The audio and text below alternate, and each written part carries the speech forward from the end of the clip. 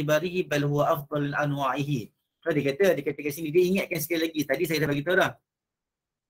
Dia kata dekat sini bukanlah kita maksudkan dengan pembincangan kita dekat bab yang tadi itu adalah berkaitan dengan zikir hati, tetapi kita bercakap tentang yang paling afdal. Yang paling afdal adalah kita punya semua dah setuju yang paling afdal zikirnya adalah dengan lidah dan hadirnya hati. Maka harapnya perbahasan dalam 3 baris ini tidak menjadi polemik di antara kita. Kita tak faham, dia kata zikir dengan hati boleh, memang boleh, tetapi kita bercakap tentang zikir yang paling afdal adalah zikir dengan suara, dengan talafuz, dengan lafaz, tetapi lafaz itu dia ada standard dia sendiri supaya kita tidak menjadi orang yang beribadat dan dalam waktu yang sama mengganggu. Kita buat benda sunat tapi mengganggu orang adalah haram. Jangan campurkan benda yang baik dengan benda yang tidak baik. Dalam keadaan benda yang baik itu kelihatan lebih kecil daripada benda yang tidak baik itu lebih parah. Moga kita menjadi cerdik bila nak melakukan ibadat. Ada orang ditegur, Nabi pernah tegur orang baca Quran kuat-kuat, dan dia bukan Nabi tegur dan orang tu agak macam terkejut lah, sebab dia kata baca Quran ini ibadat dan sebagainya. Dia bukan masalah ibadat, tetapi masalah orang kata apa, mengganggu ketenteraman dan konsentrasi orang lain juga untuk beribadat di dalam masjid. Maka kita kena jadi cerdik. Dia bukan bila orang tegur kita, cik boleh tak baca Quran pelan sikit. Kita baca Quran ni. Kita tengah berzikir ni. Berzikir kepada Allah. Memang kita berzikir kepada Allah, tapi Allah tu tidak pekak.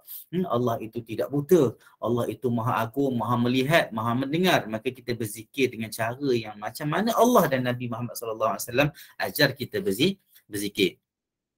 Fi bayan ma sanafa fi amalil yawm ma sunnifa fi amalil yawm wa laylah. Kita masih lagi dalam mukadimah, dia kata kita kena tengok sikit, dia kata apa yang dikarang, apa yang ulama-ulama karang dalam bab zikir. Sebenarnya kita dah mengaji berapa minggu, kita tak masuk lagi tentang bab apa zikir je sebenarnya. InsyaAllah sikit lagi. Kalau tak sempat minggu ni, minggu depan saya terus masuk juga insyaAllah. Kita sebab bahasan yang kita akan baca sikit lagi ni, perbahasan yang sebenarnya semua orang boleh baca dekat kitab, dan sebenarnya dia berkaitan dengan cara dia menulis kitab ni jugalah.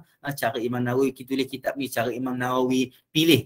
Saya baca laju, kalau tak faham boleh tanya. Sebenarnya ramai orang tulis dalam kitab Amal Yaum wa Laylah, maksudnya tentang zikir-zikir di siang hari, di malam hari.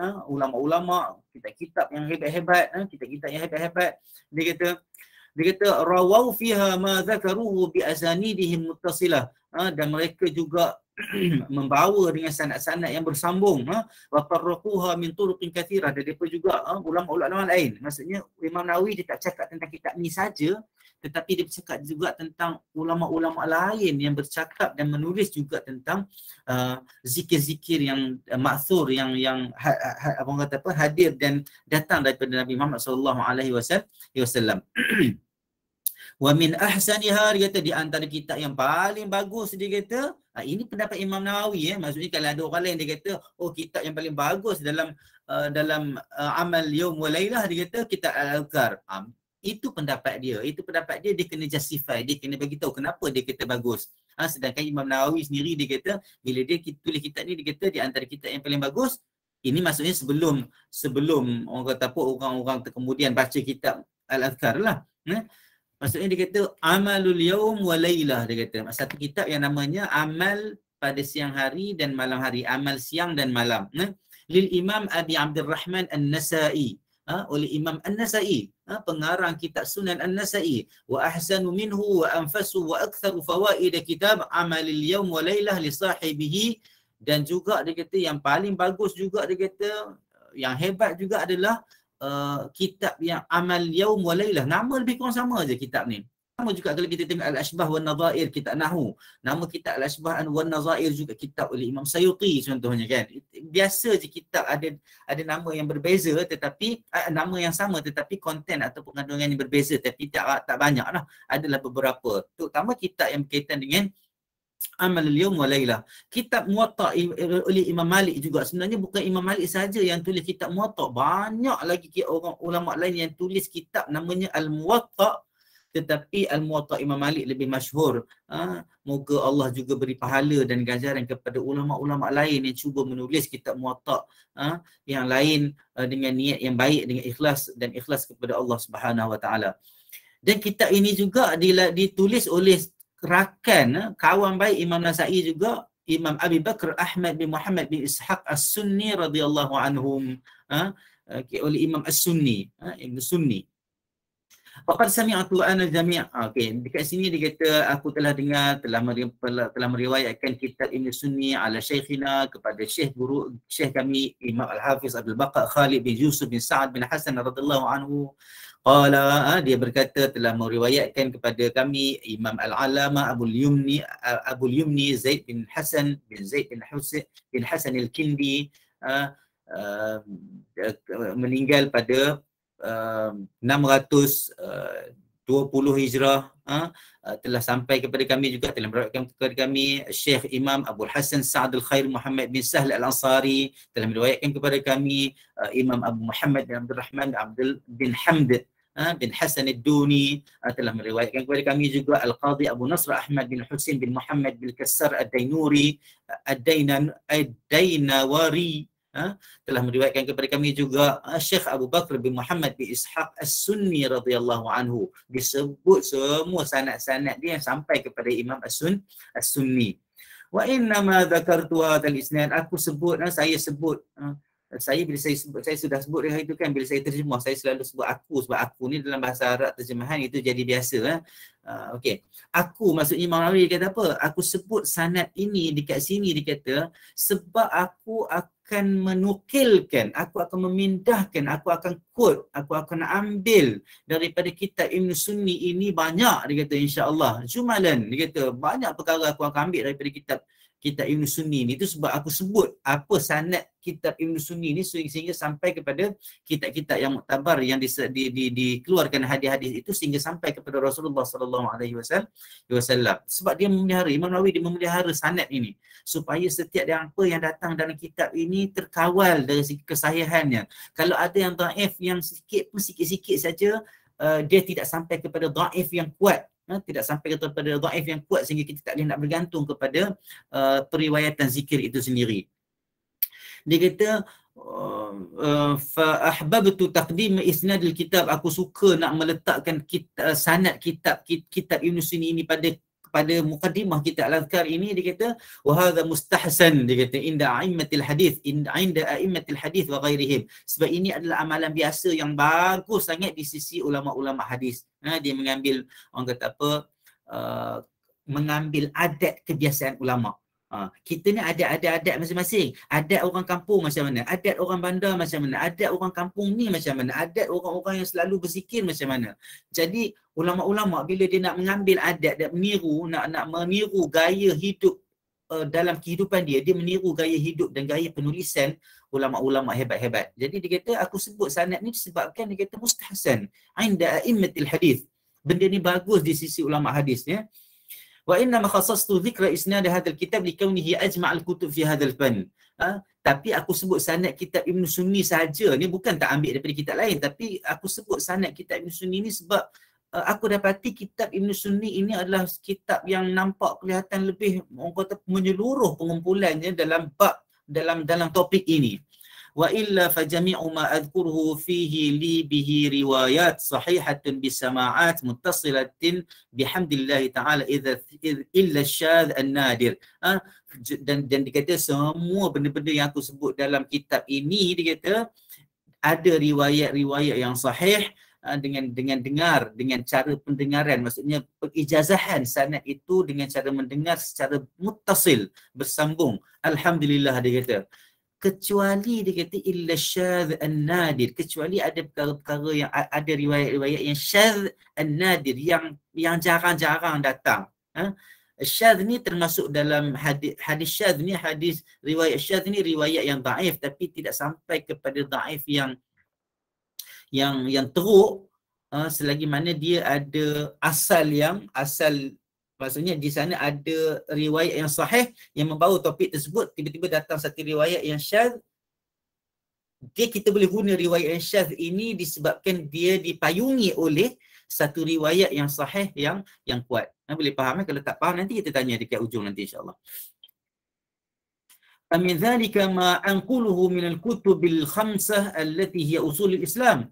Dan dari situ juga aku juga menukilkan daripada kitab yang 5 yang mana dia menjadi usul dalam agama Islam, iaitu Sahihan, Sahih Bukhari dengan Muslim dia kata, kemudian Sunan Abi Daud, kemudian Sunan At-Tirmizi, kemudian Sunan An-Nasa'i. Daripada itu juga dia kata ma huwa min kutubil masanid was sunan. Dia kata aku juga ambil daripada, dia bagi tahu, dia declare clarification dia cukup lengkap dekat mukadimah kitab kitab Al-Adhkar ini, supaya kita sendiri bila nak baca lepas ni kita dah tak perlu nak sakit kepala dah. Kalau orang tanya kitab Al-Adhkar tu semua sahih ke, kita jawab dengan jujur, kesemuanya kebanyakan majoritinya sahih, walau kalau ada sedikit yang dhaif pun dia adalah dhaif yang ringan dan dia dipayungi oleh usul ataupun orang kata riwayat lain yang sahih. Kalau dalam ilmu hadis ada lagi perkataan ataupun term yang kita guna pakai dipanggil mutaba'at wa syawahid.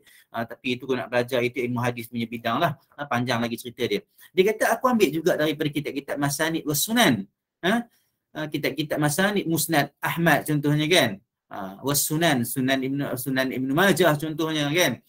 Sunan Abi Awanah contohnya, Muwatta Imam Malik contohnya. Tapi kalau dekat Morocco mereka lebih bukan kita kata ta'assub sebab mereka bermazhab Maliki, tetapi Muwatta Imam Malik ni dia ada klasifikasi dia tersendiri.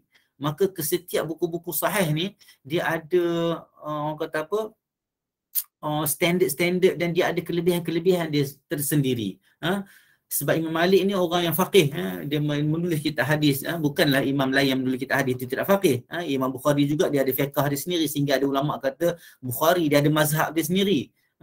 Tapi nak ceritanya setiap kitab-kitab sunan yang 5, Muwatta Imam Malik dia kata, Sunan Ibnu Awanah, Abi Awanah, Sunan Ibnu Majah, Musnad Ibn Ahmad Ibn Hanbal contohnya, kitab-kitab ini juga diambil oleh Imam Nawawi untuk diselitkan orang kata apa, hadis-hadis yang berkaitan dengan zikir di dalam kitab Al-Adhkar.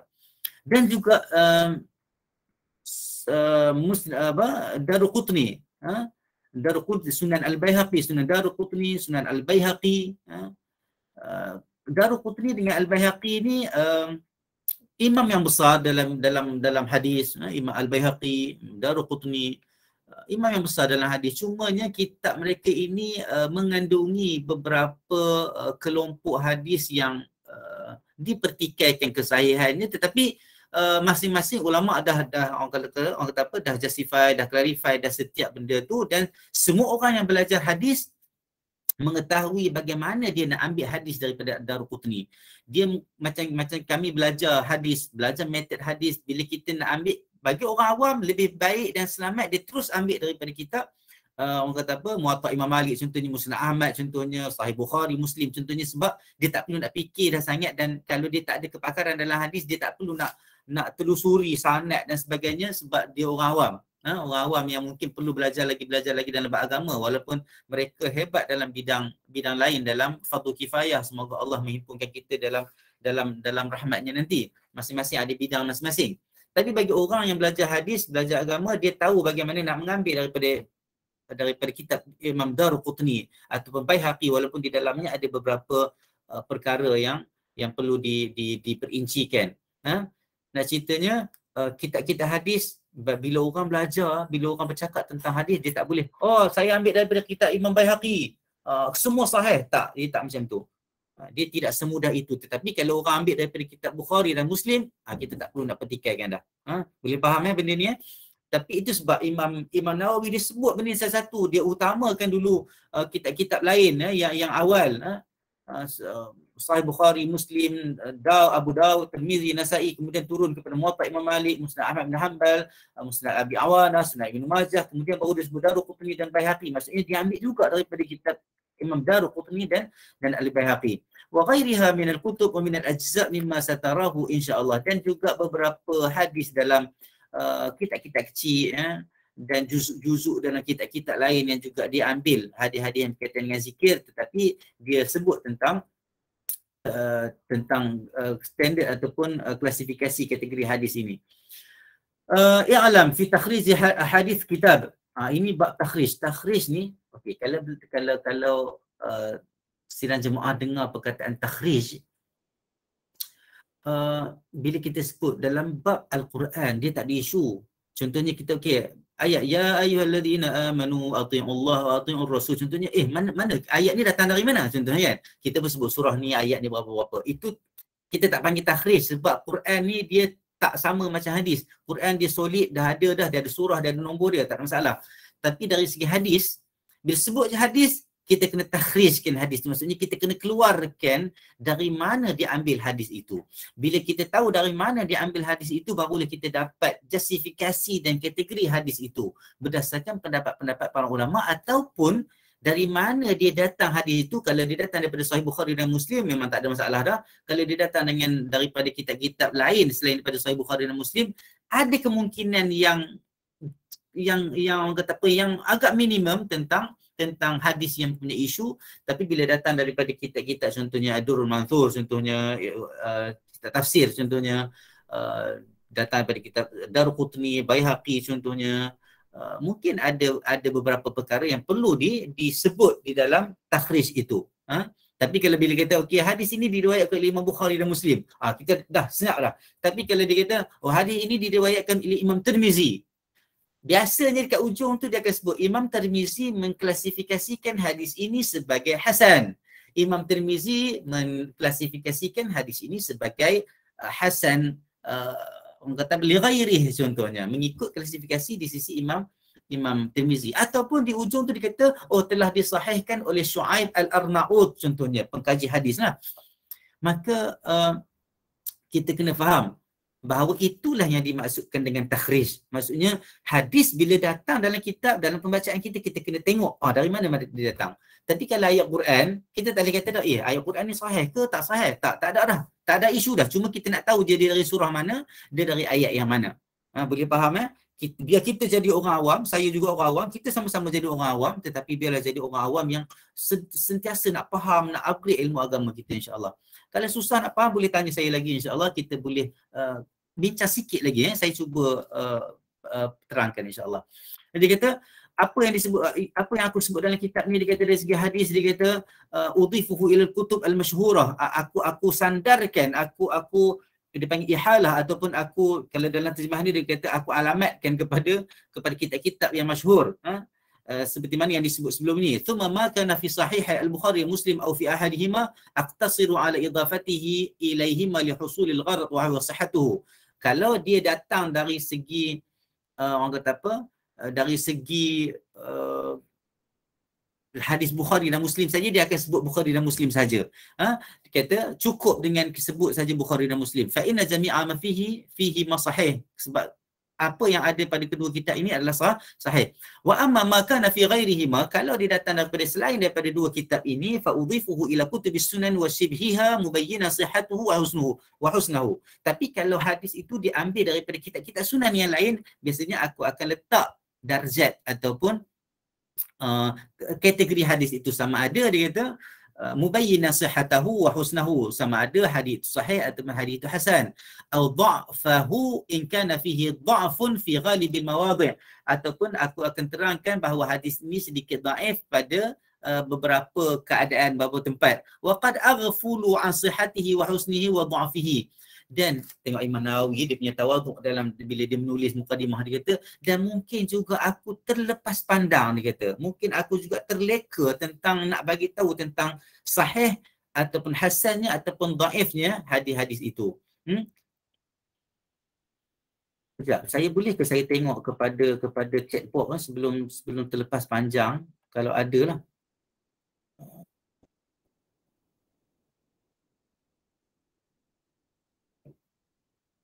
Kejap, saya tak pasti, sabar ya. Boleh share teks doa Ustazah. Okey, Ustazah. Mohon untuk, okey, kejap. Sebab saya nampak ada soalan.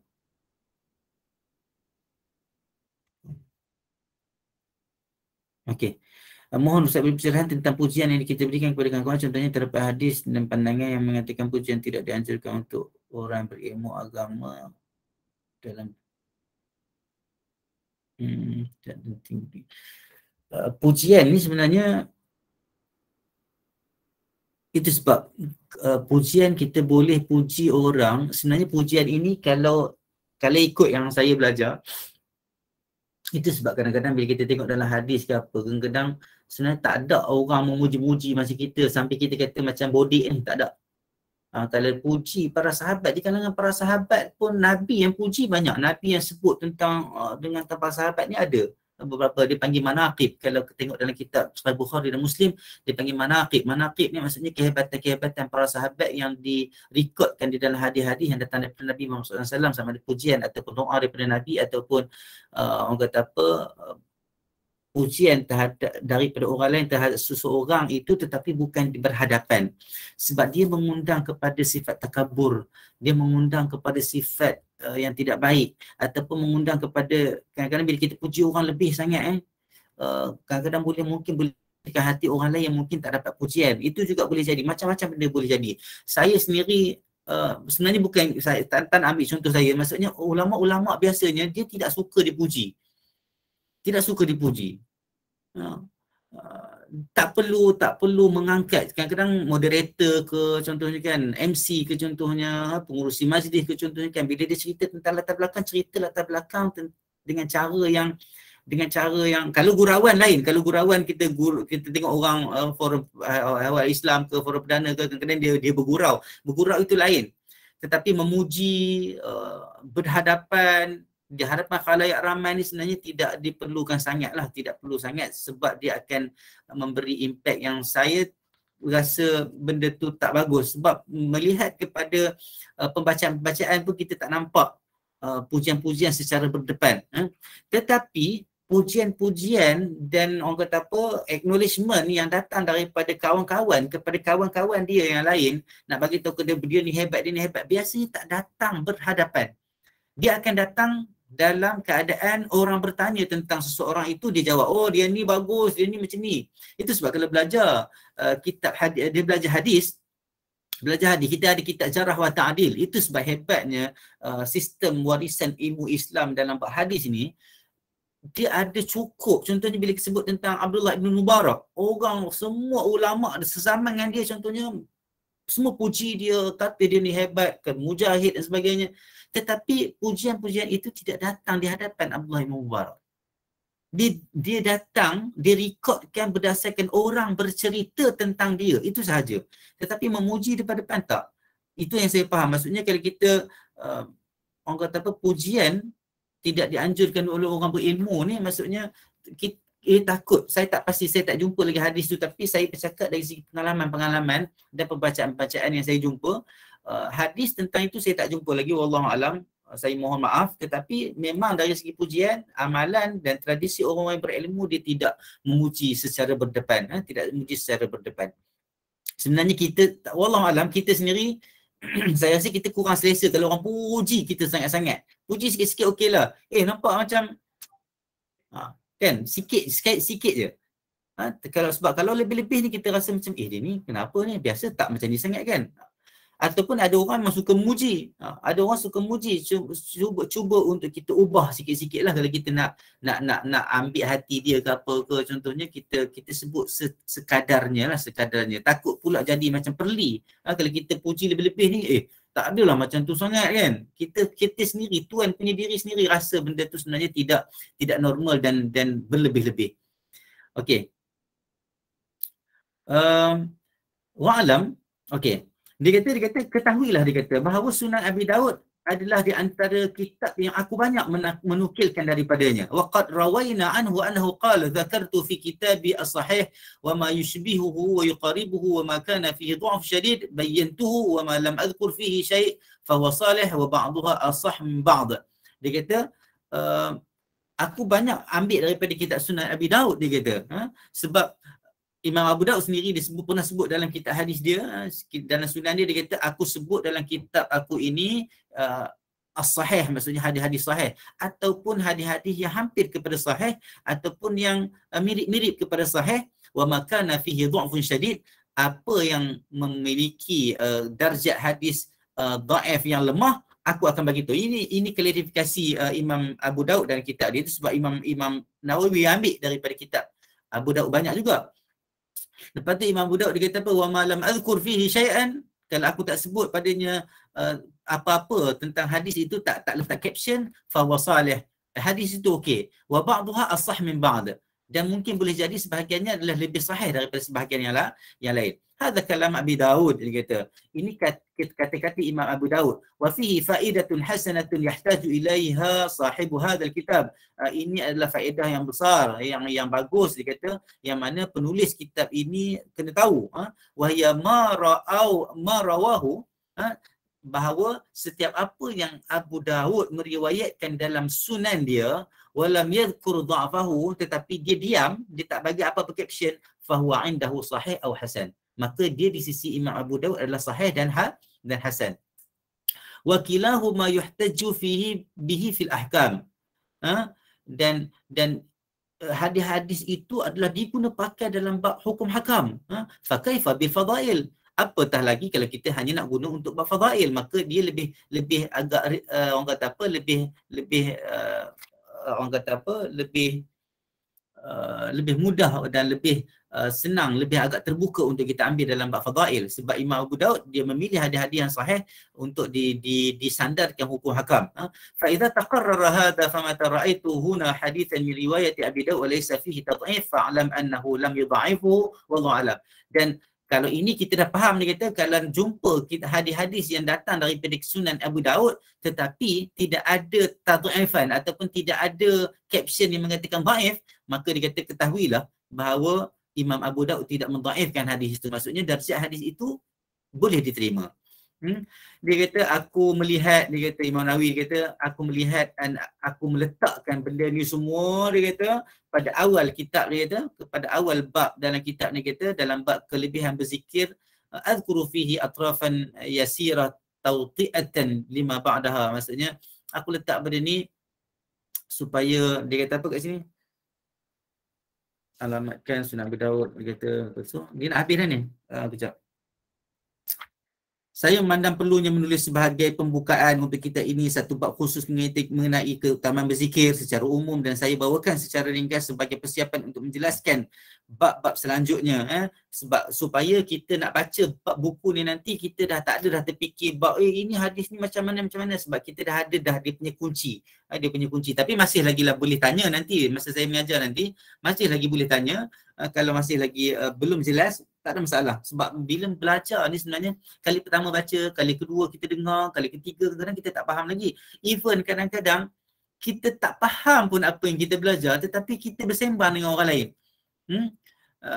Itu sebab Nabi kata, farubba muballighin aw aminas sami'. Tu dia kata, falyuballighu syahidu minkumul ghaib.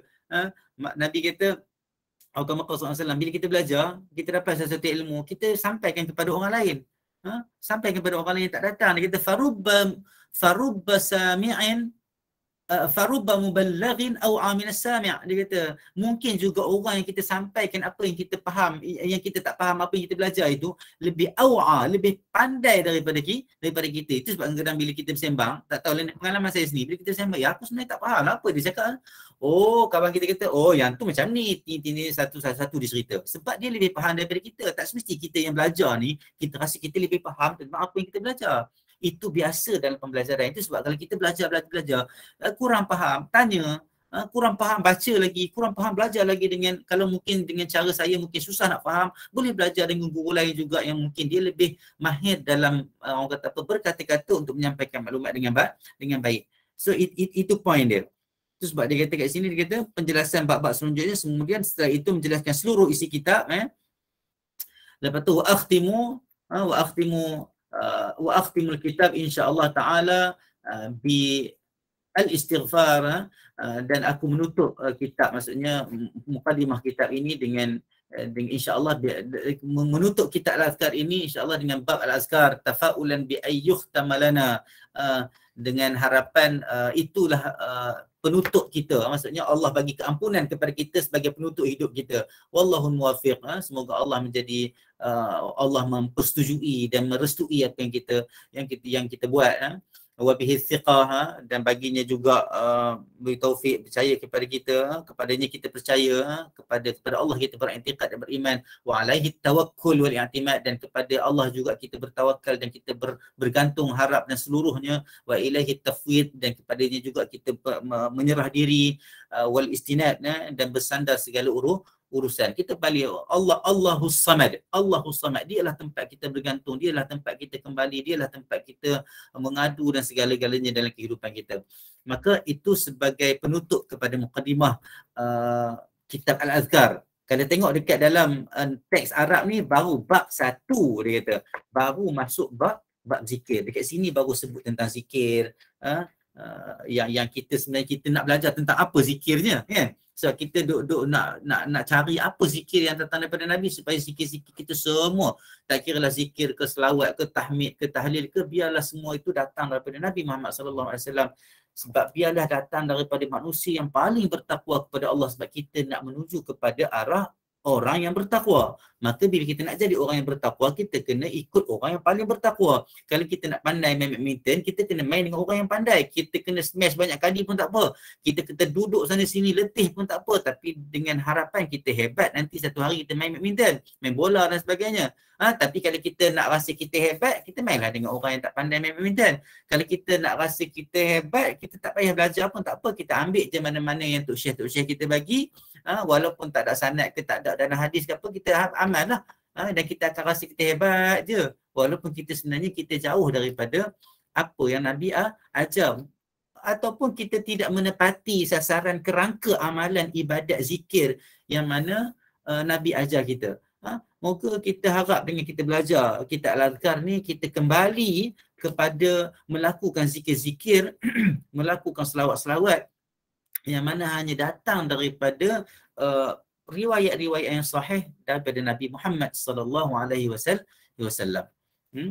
Okey, saya rasa kita sekarang dah 8:51. Ada soalan ataupun saya nak masuk dah dalam bab sebagai mukadimah sikit. Mukadimah kita dah habis dah sebenarnya. Kita nak masuk tak kepada bab mukhtasar fi ahruf maksudnya? Ataupun kita ada soalan kat sana yang saya kena jawab?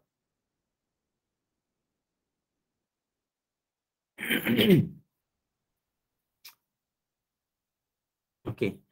Adakah perlu bersanadkan guru sebelum amalkan suatu zikir tersendiri yang ada jumlah? Syarifah, saya nak jawab benda ni sebenarnya saya risau. Tapi secara jujurnya, kalau zikir-zikir ini sebenarnya kalau dah tahap sampai 1000, saya sehingga sekarang saya wallahu alam. Apa dia? Pak Amin? Okey, saya 100 ada. Kita akan jumpa dalam bab-bab yang awal-awal ni, kita akan jumpa insya-Allah 100 dan sebagainya. Kita akan jumpa dalam seminggu dua lagi insya-Allah kita akan jumpa benda tu. Tetapi kalau dah sahab sampai 1500, saya belum jumpa lagi. Yang biasa jumpa 10 kali, 7 kali, 33 kali, 100 kali la ilaha illallah wahdahu la syarika lahu lahul mulku wa lahul hamdu wa ala kulli syai'in qadir. 1000 wallahu alam saya tak jumpa. Kalau jumpa nanti saya minta ampun daripada Allah SWT kalau saya tersilap. Tapi saya belum jumpa lagi zikir yang disuruh buat sebanyak 1000 kali ni. Cumanya ianya yang saya jumpa, ianya datang. Kalau jumpa lepas ni, saya minta ampun. Semoga Allah menjaga dan mengampunkan dosa saya dan dosa kita semua. Tetapi setakat ni saya tak jumpa lagi. Yang paling kuat pun saya jumpa 100 kali. Tetapi saya menjumpai benda ni adalah amalan-amalan orang yang bertarikat, di bawah pengawasan mursyid, dikatakan pengawasan mursyid, duduk dalam proses bersuluk, bertawajuh dan sebagainya. Maka wallahu alam dari segi sanad, saya pun tak tahu dia perlu sanad, dan sanad itu sampai kepada gurunya itu juga ambil daripada mana. Bila kita sebut tentang sanad, kita kena faham kalau dalam ilmu hadis ataupun dalam kerangka amalan Islam, sebenarnya kalau sanad ni dah cukup, contohnya mengajar tentang tahlil contohnya kan, sebut subhanallah, alhamdulillah, la ilaha illallah akbar ke, ataupun subhanallah 33 kali selepas sembahyang. Tak perlu kita ambil ijazah dari siapa-siapa pun untuk amal sebab ia datang daripada Nabi. Kalau semua benda tu nak kena ambil sanad dan sebagainya, dia bukan tradisi orang kata apa, tradisi pengamalan kerangka ibadat Islam. Tetapi kalau ditanya tentang nak mengamalkan zikir itu sebanyak 1000 kali perlu sanad, wallahu alam. Kalau saya kata tak perlu, saya risau takut dilihat tidak menghormati para masyayikh. Tetapi apa yang saya belajar asasnya sebanyak 1000 tu pun sebenarnya saya tak pasti daripada dia ambil, tapi kebanyakan kawan-kawan yang saya berbincang dan sebagainya, mereka mengatakan berdasarkan pada pengalaman mereka dalam orang kata apa, bersalik ataupun dalam pengalaman mereka untuk menyucikan diri dan sebagainya. Tetapi wallahu alam, saya masih lagi berpendapat bahawa kalau kita hanya mengambil apa yang datang daripada Nabi Muhammad SAW dengan jumlah-jumlah yang tidak sampai 1000 dan sebagainya pun, sebenarnya itu adalah lebih bagus pada saya sebab kita mengikut sunnah Nabi. Kita berzikir, satu dapat pahala. Yang kedua, kita dapat pahala yang kedua adalah pahala mengikut sunnah Nabi. Tapi kalau kita berzikir dengan jumlah yang banyak itu, insya-Allah dapat pahala juga jika berlakunya dalam bentuk ikhlas dan sebagainya. Tapi ittiba' sunnah tu tak ada. Itu sebab saya selalu mengajar, kira-kata kita pakai jubah. Orang Melayu tak pakai jubah tau. Orang Melayu tak pakai jubah. Orang Melayu pakai baju Melayu. Orang Melayu pakai pakaian yang bukan baju macam baju silat itu, baju orang dulu-dulu, baju hulu balang, baju kalau dulu orang pakai baju kurung Kedah ke apa, kalau orang perempuan kan orang pakai baju kurung. Orang tak pakai jubah. Orang lelaki pun, orang lelaki Melayu pun dia tak pakai jubah. Tapi kalaulah ada Ahmad tu, namanya Ahmad, orang Melayu, hidungnya pun tak mancung macam orang Arab, tapi dia nak pakai jubah, disebabkan pertama dia nak tutup aurat, dapat dah pahala. Sebab syariat untuk menutup aurat tidak tentu jubah atau baju kurung atau baju Melayu. Dia niat nak tutup aurat, dia dah dapat pahala dah. Yang kedua, dia kata aku pakai jubah sebab aku kasih dengan Nabi Muhammad SAW. Aku nak pakai macam mana Nabi Muhammad SAW. Aku rindu Nabi Muhammad SAW. Maka dia dapat pahala insya-Allah di atas dasar itu pula. Tapi bagi ada orang dia kata, oh aku pakai baju kemeja macam saya pakai hari ni, kan? Saya niat nak tutup aurat, saya dapatlah niat tutup aurat saja. Tapi adakah saya dapat niat nak tiru macam mana Nabi pakai? Saya dah kurang dah satu benda.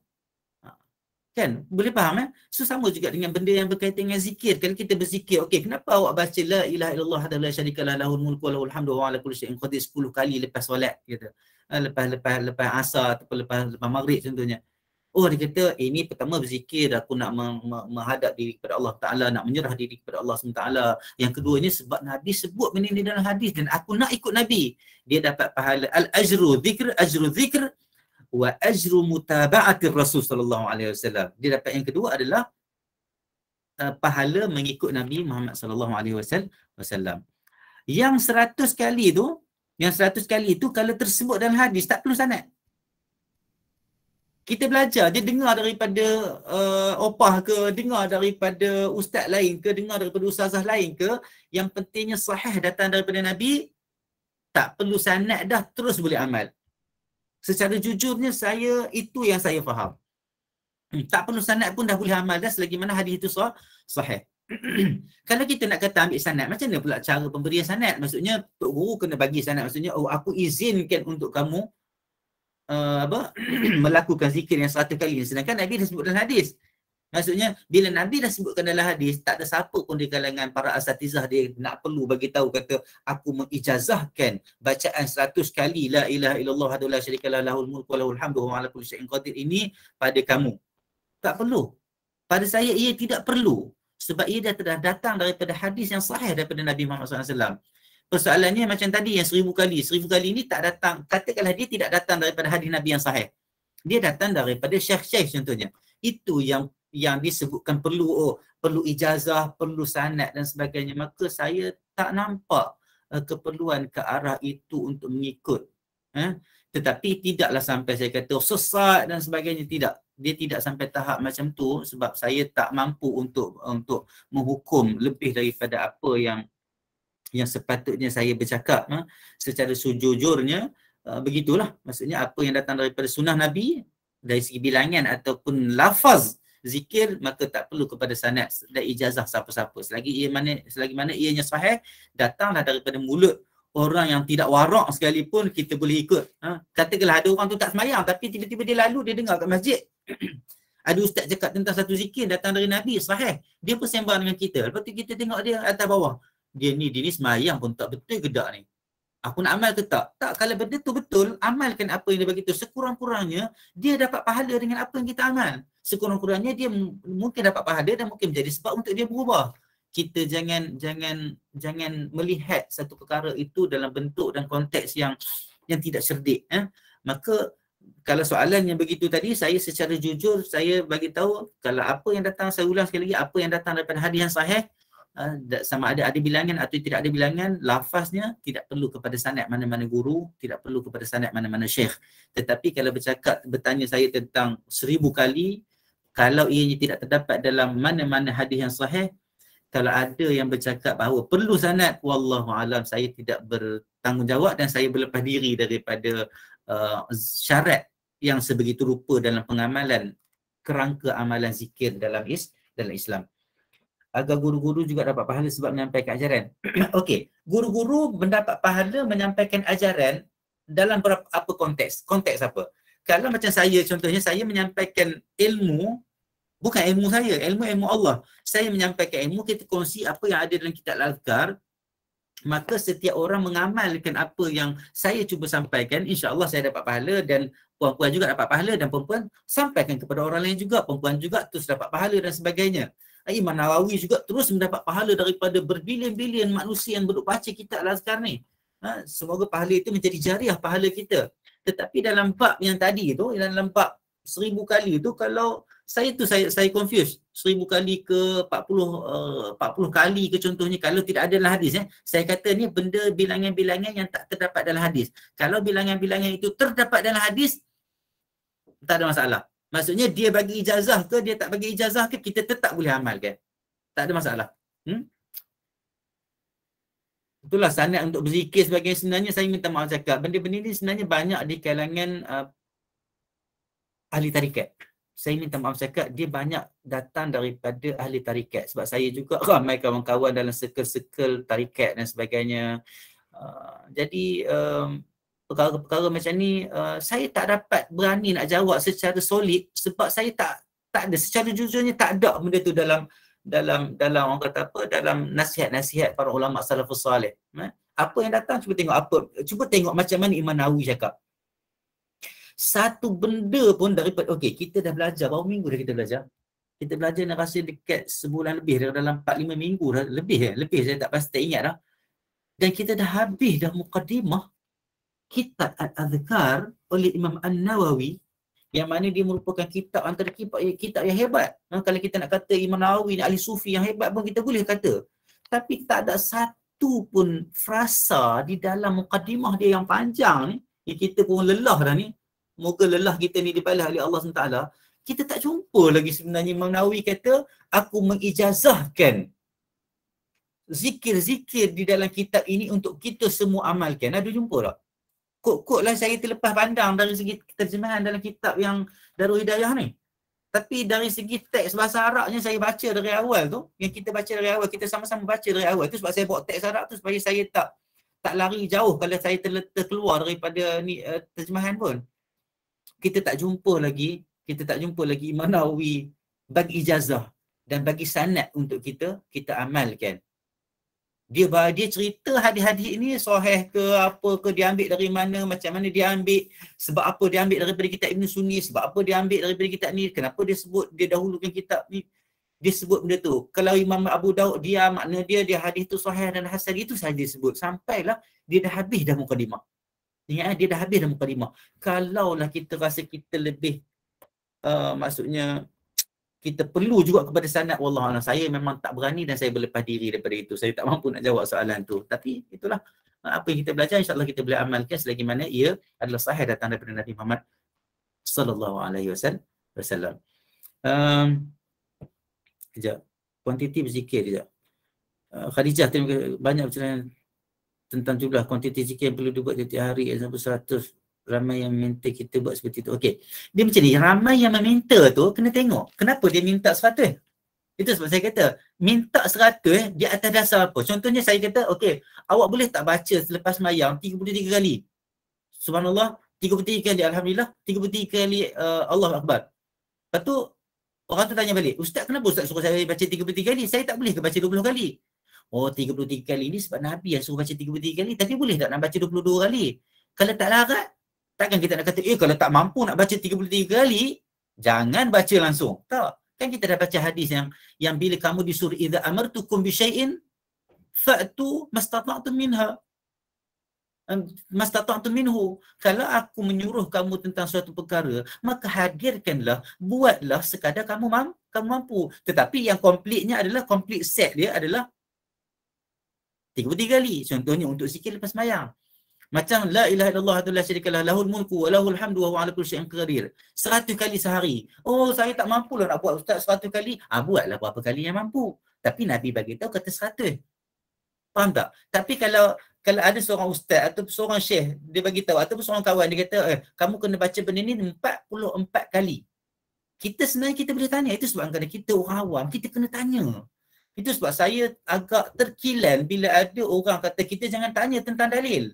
Kita jangan tanya kenapa. Tak boleh. Agama Islam bukan macam tu. Kecuali lah dalam beberapa isu. Contohnya, kenapa kita sembahyang Zuhur 4 rakaat? Itu sebab ulama' tak ada ulama' pun jawab benda tu. Dalam hadis pun tak cerita kenapa Zuhur 4 rakaat. Dia dah masuk dalam, dia panggil dalam bab maqasid, dia panggil ahkam ta'abudiyah. Hukum ta'abudi, hukum beribadat secara solid. Itu sahaja. Tak ada siapa mampu jawab pun kenapa subuh 2 rakaat. Tapi kita boleh tanya kalau ada orang bagi tahu, dia kata hang kena sebut, hang kena baca qul huwallah 37 kali setiap malam. InsyaAllah tak dapat gangguan syaitan. Kita kena tanya dia, mana mari bilangan ni? Kita kena tanya dia sebelum kita amal. Jangan kita jadi orang yang kurang cerdik bila kita nak beramal. Sebab kalau benda tu tak datang daripada hadis, kita dah kurang satu markah. Kita dah kurang dah satu pahala. Pahala ittiba' tu. Pahala mengikut sunnah Nabi tu kita tak ada nanti. Faham tak? Dan siapa yang nak bertanggungjawab dengan klaim yang kata kalau baca banyak ni, dia dapat ni? Siapa yang klaim? Itu bahayanya. Klaim-klaim tentang pahala, tentang fadilat, mesti datang daripada sunnah. Sebab yang nak bagi pahala, yang nak bagi fadilat adalah Allah SWT. Yang boleh mengkonfirmkan, yang boleh menjamin pahala itu datang daripada Allah adalah Nabi Muhammad SAW sahaja. Tak boleh datang daripada orang lain. Kalau senang-senang kita kata, saya pun boleh beritahu, kata okey, baca qul huwallah 17 kali hari ni, insya-Allah. Belah siang, 17 kali belah malam. InsyaAllah rezeki akan banyak. Tanya balik saya, mana Ustaz tahu rezeki akan banyak kalau baca 17 kali? Kenapa tak baca 19 kali? Kita tak tahu nak jawab dah. Kalau orang suruh baca 37 kali, 44 kali, kenapa? Kita boleh tanya balik, kenapa tak 55 kali? Faham tak? So, kalau benda ni tak datang daripada hadis Nabi, dia akan jadi masalah. Kalau datang je dari hadis Nabi, Nabi kata baca 10 kali, baca 7 kali akan terbuka pintu rahmat. Contohnya kalau ada hadis macam tu, nanti kita akan jumpa ke tak jumpa. Kalau ada macam tu dalam hadis yang sahih, maka kita terus serah kepada Allah Azza wa Jalla. Sebab apa? Sebab dia datang daripada lidah kekasihnya Muhammad sallallahu alaihi wasallam. Okey. Pengalaman Ustaz waktu belajar di Morocco mengenai sanad. Okey. Di sana, di Morocco ni sebenarnya ada juga golongan-golongan sufi. Dia ada tarikat Bushishi, Syazili dan sebagainya tu. Cuma saya tak rapat sangat dengan golongan orang tarikat. Tetapi ada cakap-cakap tentang benda ni. Kita bincang perkara-perkara macam ni. Tapi yang saya belajar banyak tentang sanad dan ijazah adalah berkaitan dengan sanad hadis. Sebab kita belajar tentang sanad hadis, sanad Al-Quran contohnya kan, kita belajar bahawa kita tahu bahawa Al-Quran ini memang mempunyai sanad, tidak terputus sehinggalah dia ditulis. Berbanding dengan kitab Bible contohnya, diceritakan 500 tahun selepas kewafatan Isa AS baru ditulis. Itu sebab ada isu tentang bila orang berdebat tentang originality of Bible, dia kata siapa eyewitness dia, siapa yang saksi penulisan yang menulis Bible itu sendiri, bahasa apa yang diturunkan Injil itu, kalau ditulis dalam, kalau seluruh orang kata apa, translation yang ada dalam dunia datang daripada bahasa Greek.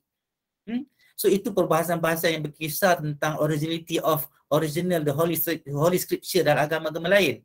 Kalau menurut pengalaman saya tentang sanad-sanad dalam bab tarikat sufi ni sebenarnya sama je dengan kat Malaysia. Semua orang klaim kata ada sanad perlu ijazah dan sebagainya, tapi sejauh mana kesahihan dan perlu benda tu saya tak berani jawab dan saya berlepas diri. Tetapi dalam bab sanad, hadis dan sebagainya kita belajar macam mana Imam Nawawi sebut juga tadi, sanadnya disebut panjang-panjang sehingga sampai kepada pengeluar hadis dalam kitab Bukhari dan Abu Daud dan sebagainya, sehingga sampai kepada Imam Bukhari, sehingga sampai kepada Nabi Muhammad SAW, dan daripada Ibn Sunni juga sendiri sampai kepada dia Imam Nawawi.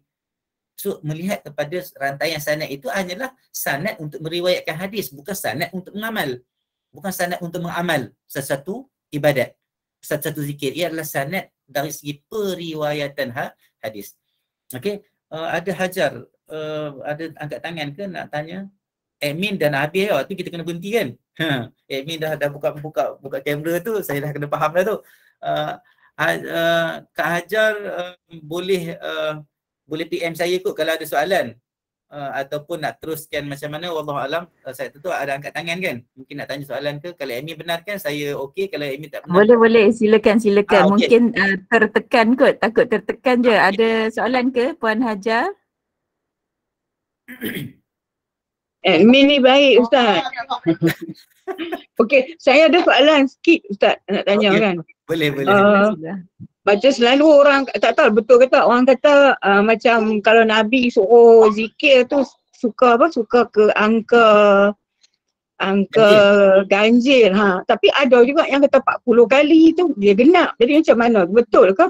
Tak, dia macam ni. Yang tentang ganjil tu adalah riwayatnya, tapi dia tidak terikat kepada zikir. Contohnya kalau dia, yang penting macam ni, dia tidak menjadi asas kepada zikir.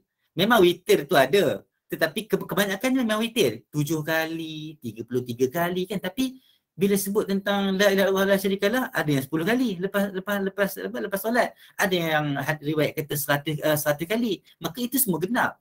Dalam bab perkara macam ni, kita memang kalau buat biarlah witir. Contohnya lebih kepada solat-solat malam contohnya kan, biarlah witir, memang witir itu ganjil. Tetapi dalam bab-bab yang ada dalil sahih, maka perkara itu terkecuali dan tidak terpakai dalam bab yang ada dalil sahih. Faham tak? Maksudnya kalau dah Nabi kata baca 10 kali, takkan kita nak kata kan bagus witir, kita tambah jadi 11. Tak boleh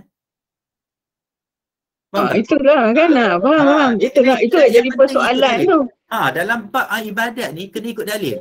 Kalau bagusnya witir, berapa banyak aja kita witir dalam salat fardu? 1 je maghrib je witir. Yang lain semua 2, 4. Betul tak? Kalau lah witir itu kita kata bagus dalam setiap amalan, tak jadilah. Itu dalam bab wajib pun kita dah nampak dah, maksudnya witir ada 1, 4 waktu lagi adalah genap.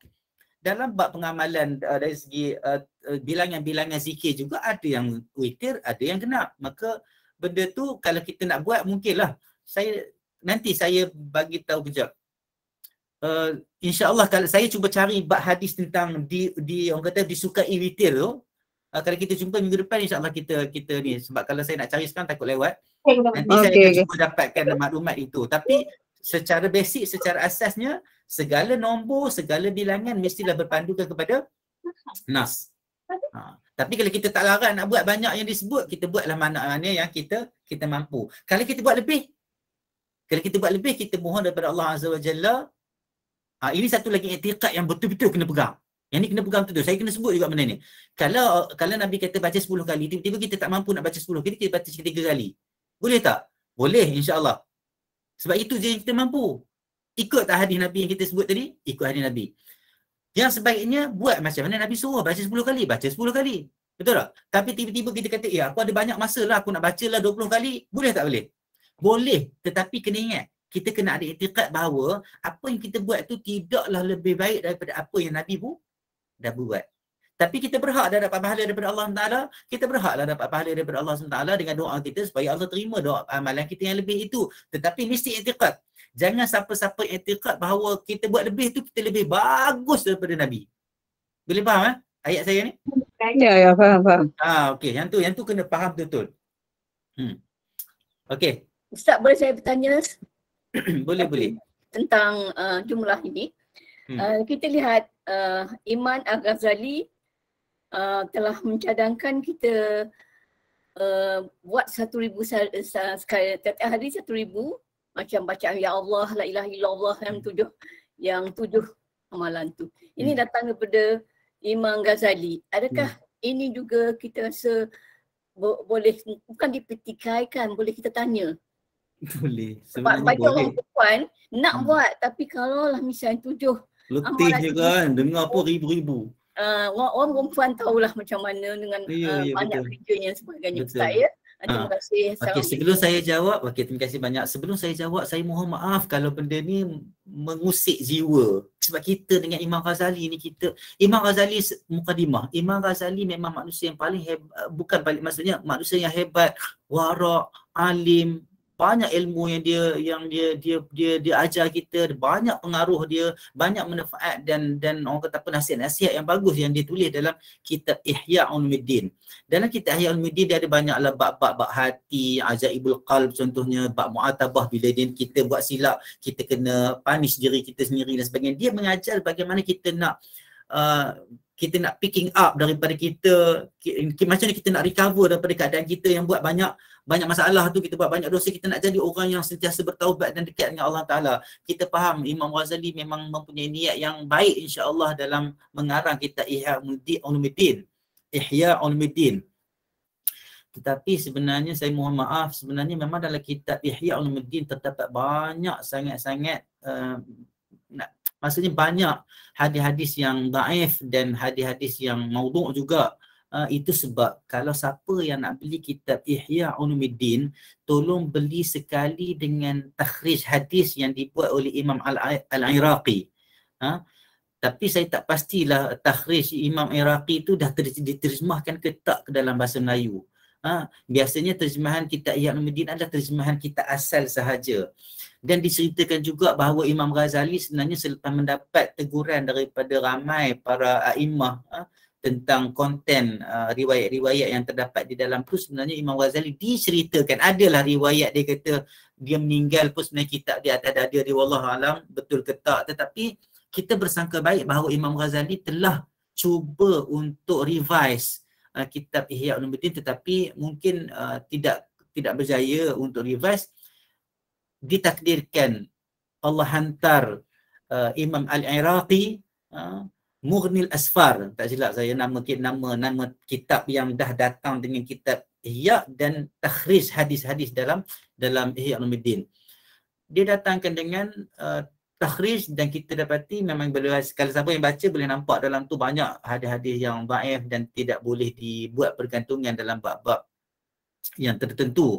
Maka itu secara mukadimahnya. Jadi kalau ditanya tentang Imam Ghazali suruh, kita boleh tak tanya datang dari mana? Kita boleh tanya. Sebab Imam Ghazali bukan maksum. Kalau Imam Malik pun sendiri pun dia kata, okey saya Imam Malik suruh buat macam ni. Kita sebagai orang awam mampu tak tanya? Boleh tak tanya?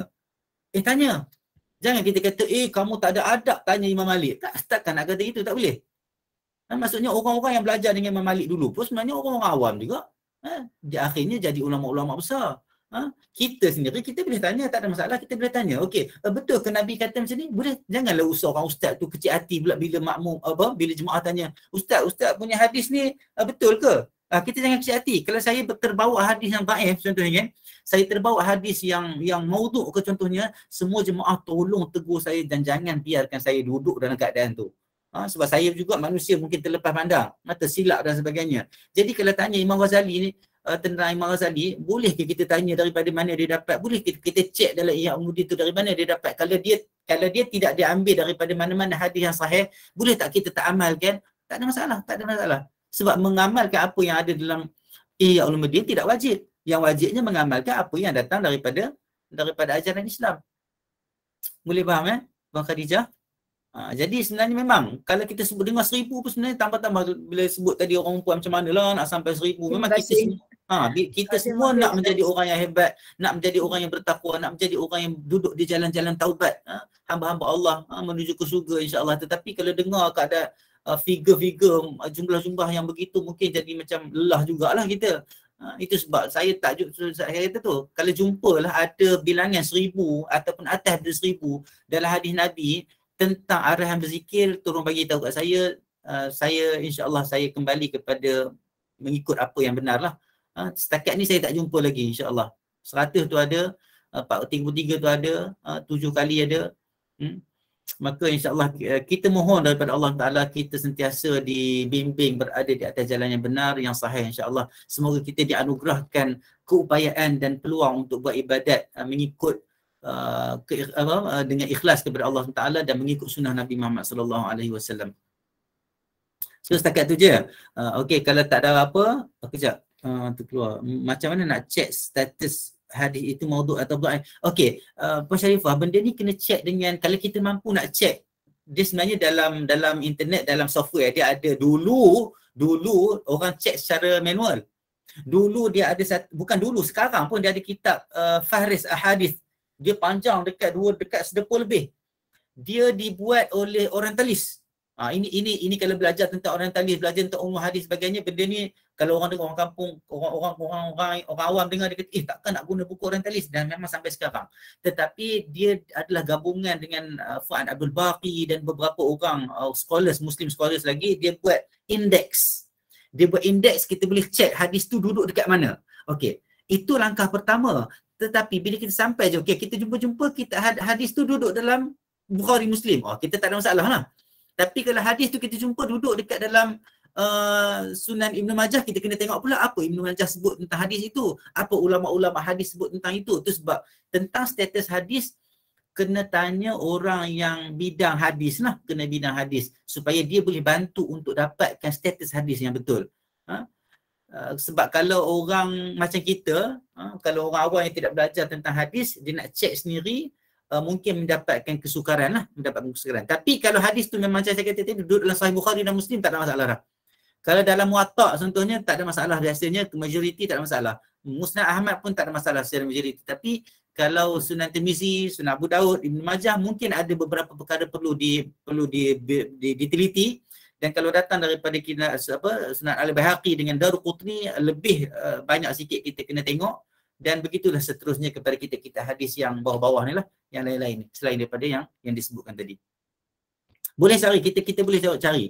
Kalau belajar tentang, kalau ada ustaz belajar tentang hadis, kalau ada masa belajar tentang hadis, bagaimana supaya kita dapat menepis, supaya kita dapat faham dulu hadis dan kita punya warisan ilmu Islam tu secara solid. Yang kedua ni kita dapat menepis dan menjawab dan membantu orang memahami hadis dan memahami Islam dengan baik insya-Allah. Sang ustaz yang ajar kami kitchen grafting. Okey, admin dah bagi apa? Itu soalan yang terakhir. Terakhir dah tu. Saya tak faham soalan Habibah ni. Sang ustaz yang ajar kami training sang ustaz ajarkan kita tanim grafing. Tolong Puan Habibah boleh onkan mikrofon tak? Apa dia yang dimaksudkan tu? Assalamualaikum Ustaz. Waalaikumsalam. Tulisan tu saya tekan tu pun dia agaknya lagi. Ya, tahu. Kami belajar dengan Ustaz yang ajar tentang kitab Tabihun Ghafirin. Memang dia beritahu hadis ni sahih ataupun maudhu' ataupun tak betul lah. Bukan tak betul lah, boleh diamal ataupun tidak boleh diamal. Dia kalau yang hadis yang ada tu yang dia kata ini kita tahu je tapi kita jangan amal. Tapi ada yang hadis yang kata hadis ni boleh diamal untuk sendiri tapi tidak boleh disebarkan ataupun diberitahu kepada orang lain lah. Betul. Memang betul. Kita ada belajar yang betul. Kalau macam itu yang sepatutnya. Itu yang sepatutnya cara mengajar. Sebenarnya siapa-siapa yang mengajar, kita tak kata jangan mengajar Tanbihul Ghafilin walaupun dalam tu banyak hadis maudhu' ke apa ke. Kita tak kata jangan mengajar Ihya Ulumuddin walaupun hadis dalam itu banyak hadis dhaif dan maudhu'. Kita kata siapa yang nak mengajar Tanbihul Ghafilin, siapa yang nak mengajar Ihya Ulumuddin perlu jujur memberitahu status hadis. Betul dah tu? Betul tu Puan Habibah. Maksudnya betul dah cara ustaz tu mengajar, bagi tahu hadis ni sahih, boleh amal, hadis ni dhaif, tak boleh amal, hadis ni dhaif sikit ringan, boleh amal sebab dia duduk di bawah payung hadis dhaif yang lain, hadis sahih yang besar. Maka itu cara yang jujur untuk mengajar kitab-kitab seperti ini. Tapi kalau orang mengajar Sahih Bukhari Muslim tak payah nak cerita dah pada ni. Tapi orang yang mengajar kitab Tanbihul Ghafilin, siapa yang mengajar Ihya Ulumuddin, siapa yang mengajar kitab tafsir contohnya Durrul Mansur, contohnya kena cerita ini Israiliyat dan sebagainya, dia kena jujur. Itu sebab para asatizah kena jujur. Jangan bila sampaikan je, lepas tu bila orang tanya tak mampu jawab ataupun hadis ni lepas macam tu je, tak boleh. Itu sebab saya juga perlu kepada teguran-teguran para jemaah sekalian, kalau saya terlepas pandang ataupun saya berada di atas dalam keadaan yang mungkin tak betul, tolong ingatkan saya insya-Allah. Terima kasih banyak-banyak Pak Habibah dan yang lain juga. Aqul qawli hadza wa astaghfirullah li wa lakum wa lisairil muslimina wal muslimat. Rabbana atina fid dunya hasanah wa fil akhirati hasanah wa qina adzabannar. وصلى الله على سيدنا محمد وعلى آله وصحبه وسلم. سبحان ربك رب العزة عما يصفون وسلام على المرسلين والحمد لله رب العالمين. السلام عليكم ورحمة الله وبركاته. Mohon maaf atas segala kekurangan. Waalaikumsalam warahmatullahi taala wabarakatuh. Alhamdulillah, terima kasih jazakumullahu khair kepada Al-Fadhil Ustaz Azhar di atas perkongsian yang sangat-sangat bermanfaat untuk kita. Jadi insya-Allah bolehlah kita pilih pilih sama ada kita nak mengikut yang sepatutnya, yang mana yang sepatutnya. Jadi untuk orang awam, untuk kita ni, jadi kita pilih yang mana yang ada dalam nas yang sahih lah, yang terbaiknya nas yang sahih untuk kita amalkan, yang kita tahu itu memang daripada riwayat hadis dan sahih Bukhari dan Muslim yang sahih. Baik, insya-Allah, alhamdulillah, terima kasih semua. Terima kasih dan juga tahniah juga saya ucapkan kepada sahabat-sahabat yang banyak berkomunikasi di ruangan chat. Alhamdulillah, semoga beroleh manfaat untuk yang lain-lain juga, sahabat-sahabat yang lain juga. Terima kasih kepada Al-Fadhil Ustaz